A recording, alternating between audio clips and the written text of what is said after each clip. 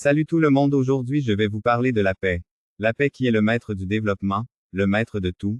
Mais la guerre vient toujours nuire à celui-ci mais finit toujours par être combattue. Je vais vous raconter une petite histoire. N'oubliez pas surtout de vous abonner.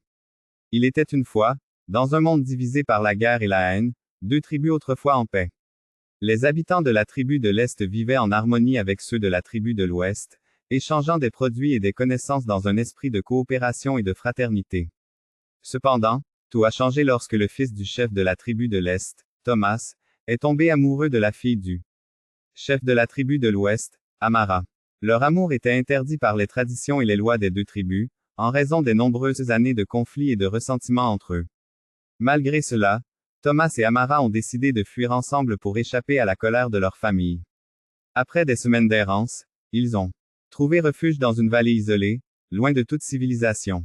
C'est là qu'ils ont décidé de se marier et de fonder une famille. Peu de temps après, Amara a donné naissance à un fils, qu'ils ont nommé Adrian. Cet enfant, né de l'amour entre deux ennemis, était spécial.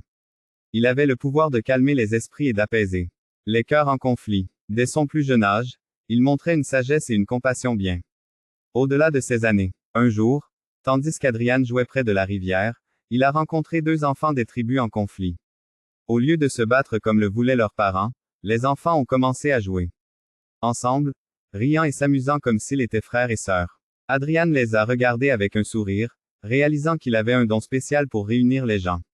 Les nouvelles de l'enfant miraculeux qui pouvait mettre fin à la guerre ont rapidement se répandirent dans les tribus en conflit. Les chefs des deux tribus, réalisant l'erreur de leur haine et de leur rancœur, ont décidé de se rencontrer pour négocier la paix. Adrian était là pour les aider, en utilisant sa sagesse et sa bonté pour guider les discussions et rapprocher les deux parties. Finalement, un traité de paix a été signé entre les deux tribus, mettant fin des années de conflits et de souffrances.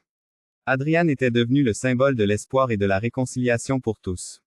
Les gens des deux tribus le vénéraient comme un héros, le petit enfant qui avait apporté la paix dans le monde. Désormais, les habitants des tribus de l'Est et de l'Ouest vivaient côte à côte dans l'harmonie et la prospérité. Les enfants des deux camps jouaient ensemble, apprenant les uns des autres et grandissant dans un monde sans guerre ni haine. Les anciens conflits semblaient lointains et oubliés, remplacés par la paix et l'amour.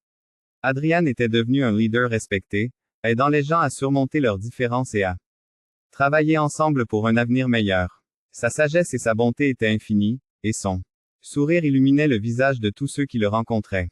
Il avait réalisé ce que peu pensaient possible, unir des peuples divisés pour créer un monde de paix et d'harmonie.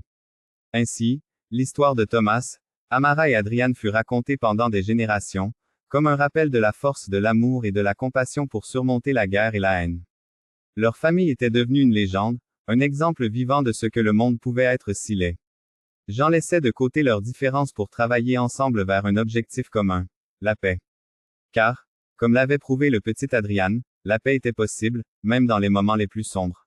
Voilà notre petite et belle histoire, abonnez-vous, partagez, commentez si vous avez aimé la vidéo.